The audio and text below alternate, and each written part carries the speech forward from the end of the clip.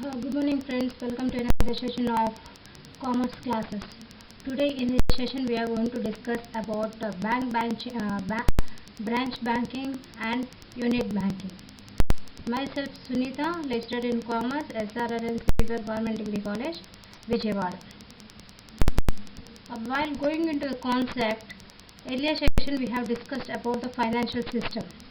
So every economic structure of a country depends upon the financial system. It consists of financial institutions, financial services, financial instruments and financial markets.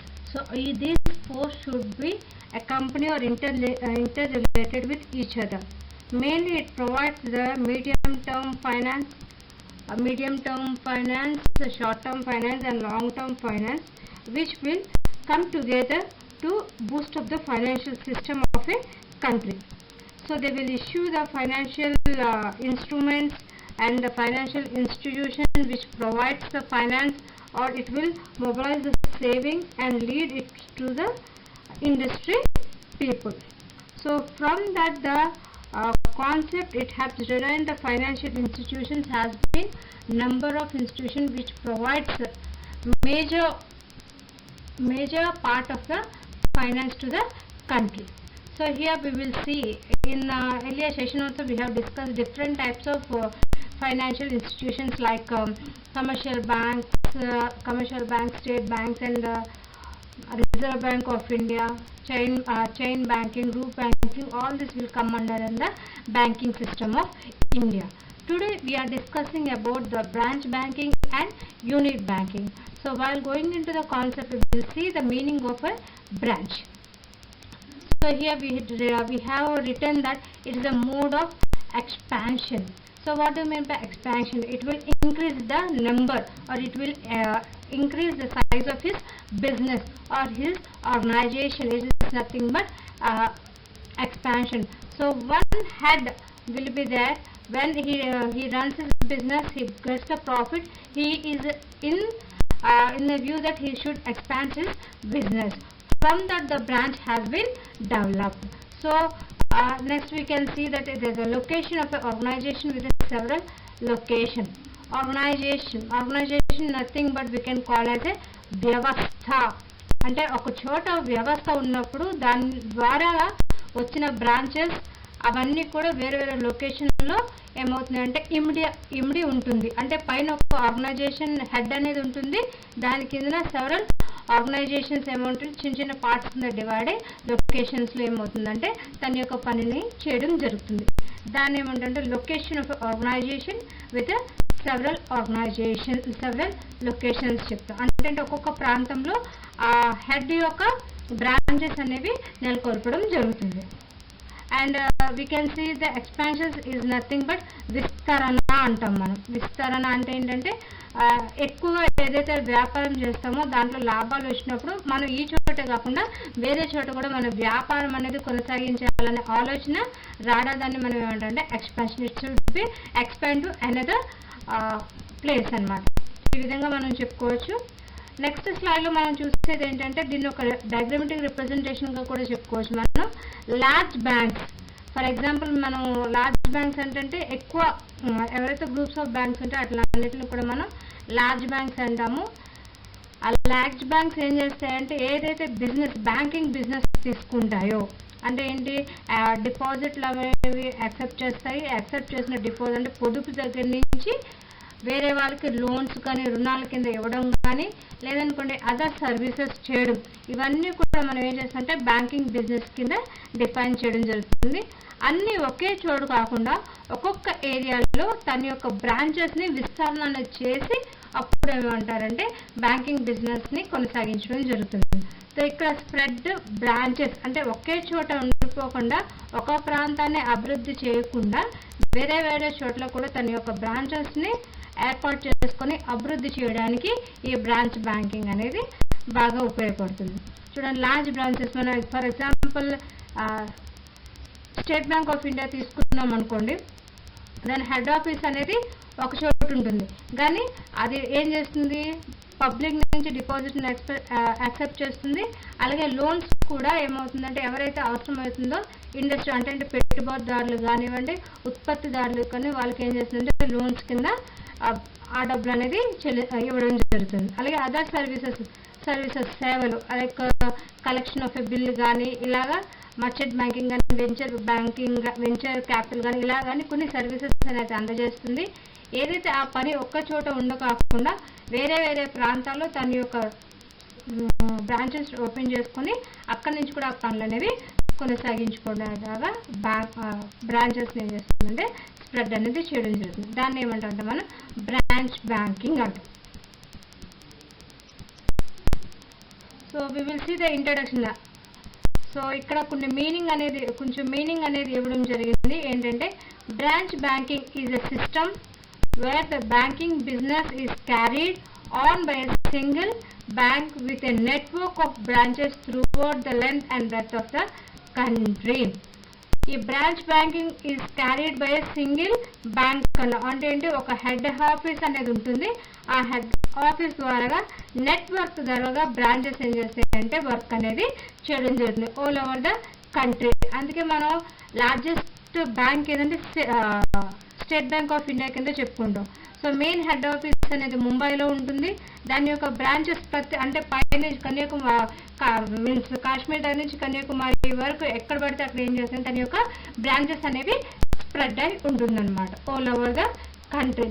So ఆ network అంతా కూడా connect చేసుకునేది ఎక్కడ connect చేసుకుంటుందంటే main head ఆఫీస్లో connect చేసుకొని అక్కడి నుంచి ఏం చేస్తుందంటే వర్క్ అనేది కొనసాగించుకోవడం జరుగుతుంది. So network of branches it is the most important element of branch banking కింద చెప్పుకోవచ్చు. అంటే ఆదేశాలన్నీ కూడా పై హెడ్ ఆఫీస్ నుంచి వస్తాయి. ఆ ఆదేశాలన్నీ కూడా కింద ఉన్న బ్రాంచెస్ అన్నీ కూడా అమలు చేయడం జరుగుతుంది. సో ఈ బ్రాంచ్ బ్యాంకింగ్ అనేది మెయిన్గా ఎక్కడెక్కడ ప్రసిద్ధి చెందిందంటే UK, Canada and India also following the same branch banking. So ఇండియాలో కూడా ప్రస్తుతం బ్రాంచ్ బ్యాంకింగ్ అనే కాన్సెప్ట్ అనేది నడవడం జరుగుతుంది.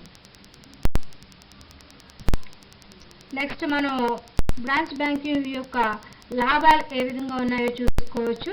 So large economy of large scale operations అంటాం. దీంట్లో మనం ఏమన్నా పెద్ద తరహా వ్యాపారం వల్ల కలిగే ఆదాయాలు అంటే ఇది వేరే చోట పెద్ద బ్రాంచెస్ అన్ని ఓపెన్ చేసి ఉండడం వల్ల ఏమవుతుందంటే లార్జ్ స్కేల్ అంటే పెద్ద తరహా సంస్థలు కానివ్వండి, పెద్ద తరహా వ్యాపారాలు వాళ్ళందరికీ కూడా లోన్స్ అనేది ఇవ్వడానికి వీలుగా ఉంటుంది.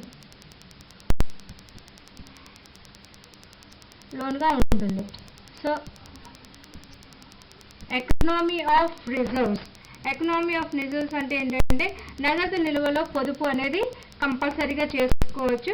ప్రతి బ్రాంచ్ నుంచి ఎక్కువగా నగదు నిల్వ ఉండవలసిన అవసరం ఉండదు. అనవసరమైన దానికి నగదు నిల్వ ఉన్నట్లయితే లాభాలు తగ్గుతాయి.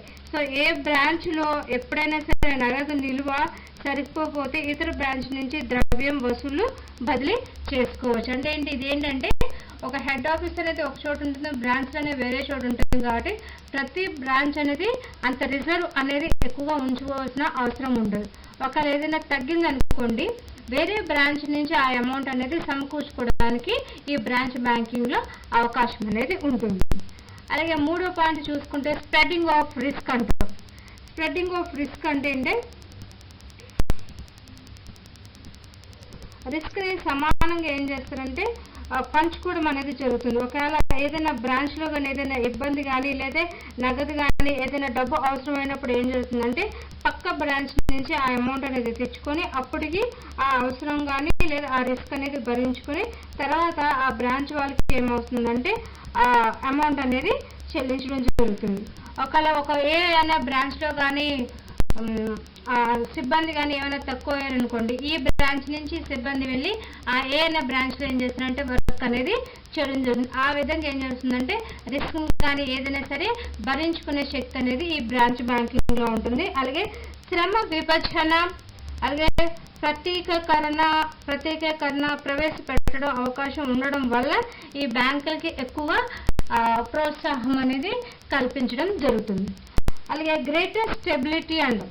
స్థిరత్వము అంటాం. స్థిరత్వము అంటే ఏంటంటే ఎప్పుడైతే బ్యాంకు నెలకొల్పడం జరుగుతుందో అది ఎక్కువగా లాభాలు పొందకపోయినా ఏం జరగకపోయినా ఆ బ్యాంక్ అనేది నడిపించడానికి వేరే బ్యాంకు ద్వారా సహాయం అనేది తీసుకోవడం జరుగుతుంది. Next one quick expansions of branches కింద చెప్పుకుంటాం. అంటే ఏంటి, ఇప్పుడు ఒక బ్రాంచ్ అనేది ఓపెన్ చేసినప్పుడు అది ఆ ఏరియాలో ఎక్కువ లాభం జరిగింది అనుకోండి, 1 కిలోమీటర్ 2 కిలోమీటర్ 3 కిలోమీటర్ దూరంలోనే మరి ఒక బ్రాంచ్ పెట్టి ఏం చేస్తామంటే బ్రాంచ్ అనేది ఎన్హాన్స్ అనేది చేయడం జరుగుతుంది. ఎక్కువ అంటే ఆ ప్రాంతాన్ని బట్టి అక్కడున్న పొదుపును బట్టి ఏం చేస్తామంటే ఇంకో బ్రాంచ్ అనేది ఏర్పాటు చేసుకోవడానికి వీలు అనేది ఉంటుంది. ఆ ఎక్స్పాన్షన్ ఎలా పడితే అలా తీసుకోవడానికి వీలు ఉంటుంది. అది కూడా రిజర్వ్ బ్యాంక్ ఆఫ్ ఇండియా ద్వారా ఆమోదించబడి అప్పుడు ఏం చేస్తామంటే కొత్తగా బ్రాంచ్ అనేది ఓపెన్ చేయడం అనేది జరుగుతుంది. అలాగే ఇక్కడ ఎఫెక్టివ్ సెంట్రల్ బ్యాంక్ కంట్రోల్ అని చెప్పుకున్నాం. మనం పూర్వకాల మీన్స్ లాస్ట్ క్లాస్లో ఏం చెప్పుకున్నాం అంటే commercial banks versus central bank ఆ క్లాస్లో చెప్పుకున్నప్పుడు ఏ బ్యాంకింగ్ సిస్టమ్ అయినా కంట్రోల్ ద్వారా నడుస్తుంది. అది ఎవరు కంట్రోల్ చేస్తారంటే సెంట్రల్ బ్యాంక్ అంటే రిజర్వ్ బ్యాంక్ ఆఫ్ ఇండియా అనేది కంట్రోల్ చేయడం జరుగుతుంది. సో ఈ యూనిట్ బ్రాంచ్ బ్యాంకింగ్ అనేది ఎవరి కంట్రోల్లో ఉంటుందంటే సెంట్రల్ బ్యాంక్ ఆఫ్ ఇండియా అంటే రిజర్వ్ బ్యాంక్ ఆఫ్ ఇండియా కంట్రోల్లో నడుస్తుంది. ఎలాంటి మీన్స్ విస్తరణ చేయాలన్నా లేకపోతే స్టెబిలిటీగా ఉండాలన్నా ఏమున్నా సరే కొన్ని ఆదేశాలు రిజర్వ్ బ్యాంక్ ఆఫ్ ఇండియా ద్వారా తీసుకొని అమలు చేయడం అనేది జరుగుతుంది. సో ఇవన్నీ కూడా బ్రాంచ్ బ్యాంకింగ్ ఉండడం వల్ల కలిగే లాభాల కింద చెప్పుకోవచ్చు. ఒకటి ఏంటంటే పెద్ద తరహా వ్యాపారం వల్ల కలిగే ఆదాయాల కింద చెప్పుకోవచ్చు. అలాగే ఏం చేస్తుంటే నగదు నిల్వలో పొదుపు అనేది చెప్పుకోవచ్చు. అలాగే రిస్క్ని విస్తరణ అంటే స్ప్రెడ్ అనేది చేసుకోవడం జరుగుతుంది. స్థిరత్వం అనేది ఎక్కువగా ఉంటుంది. ప్రాఫిటబిలిటీ కూడా ఒక ప్రాంతంలో ఎక్కువ ఉందనుకోండి, దాని ద్వారా ఏమవుతుందంటే వేరే చోట కూడా మనం ఏం చేస్తామంటే ఆ లాభం అనేది వేరే చోటికి మళ్ళించి అక్కడి నుంచి కూడా మనం ఏం చేయొచ్చు అంటే పని అనేది చేయించుకోవడం జరుగుతుంది. అలాగే ఇవన్నీ ఉండడం వల్ల ఎక్కువగా బ్రాంచెస్ అనేది ఓపెన్ చేసుకోవడం వీలుంటుంది. ఇవన్నీ చేసినప్పుడు వీటిని కంట్రోల్ చేయడానికి రిజర్వ్ బ్యాంక్ ఆఫ్ ఇండియా కూడా ఉంటుంది అన్నమాట. తర్వాత మనం బ్రాంచ్ బ్యాంక్ యొక్క నష్టాలు, ల్యాక్ ఆఫ్ ఎఫెక్టివ్ కంట్రోల్ అంటే ఏంటంటే నిర్వహణ పర్యవేక్షణలో కష్టాల కింద ఉంటాయి. ఎందుకంటే ఒక హెడ్ ఆఫీస్ అనేది ఉంటుంది, దాని కింద నెంబర్ ఆఫ్ బ్రాంచెస్ ఉంటాయి. ఏ బ్రాంచ్ ఓన్లీ ఒక బ్రాంచ్ మీద మనం కాన్సన్ట్రేషన్ చూసామనుకోండి, రెండో బ్యాంక్ అనేది ఆ కాన్సన్ట్రేషన్ నుంచి దెబ్బతినే అవకాశం ఉంటుంది. కాబట్టి ఎఫెక్టివ్ కంట్రోల్ అనేది చాలా కష్టంగా ఉంటుంది బ్రాంచ్ బ్యాంకింగ్.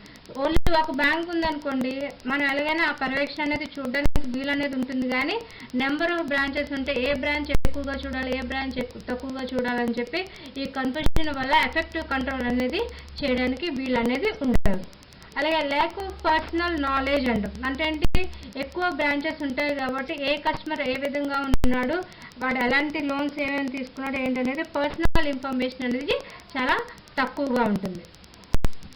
మూడో పాయింట్ ఏంటంటే neglect of a particular locality.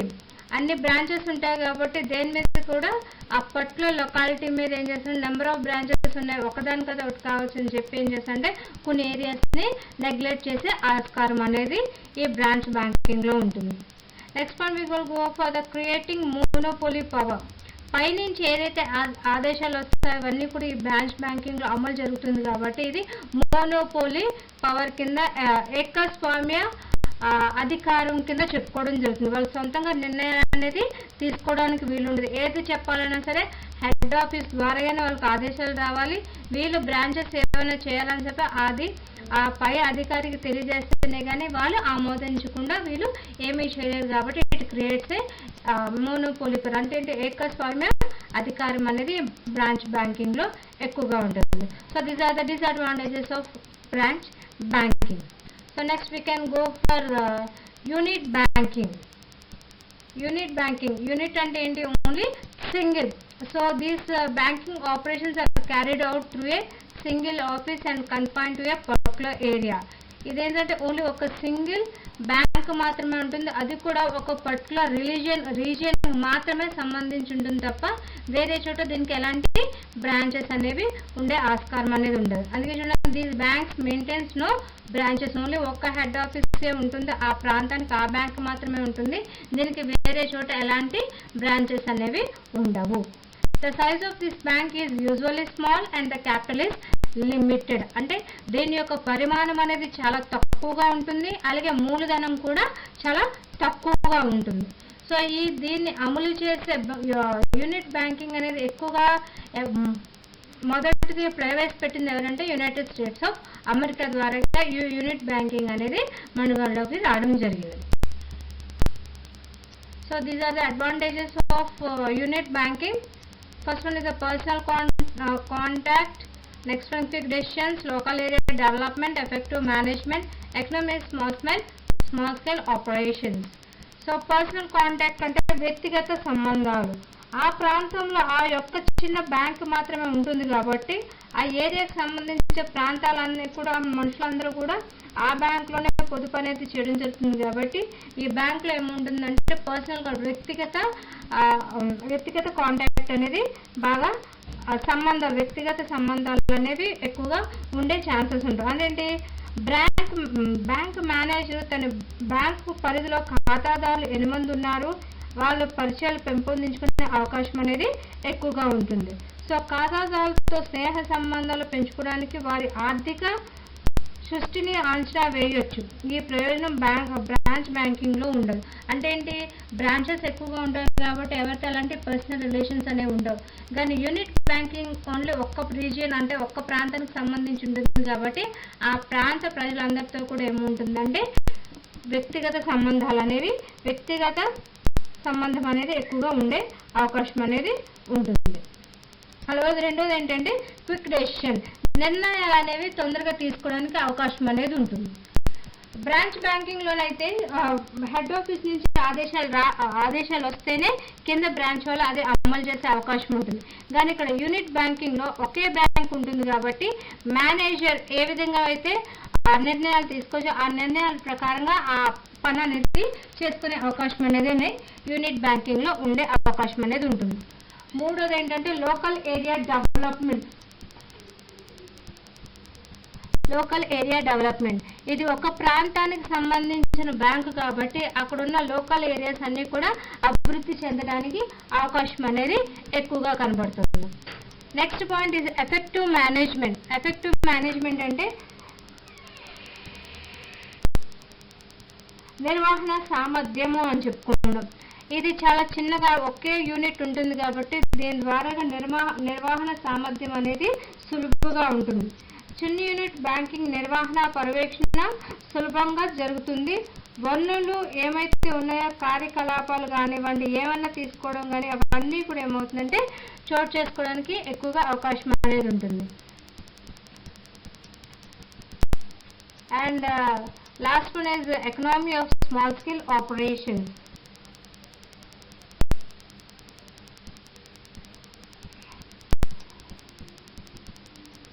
Economy of small scale operations దీంట్లో ఏంటంటే ఓన్లీ చిన్న స్థాయి పరిశ్రమలు కానీ వీటికి కానీ ఎక్కువగా లోన్స్ అనేది ఇవ్వే అవకాశం అనేది ఓన్లీ ఈ యూనిట్ బ్యాంకింగ్లో మాత్రమే జరుగుతుంది.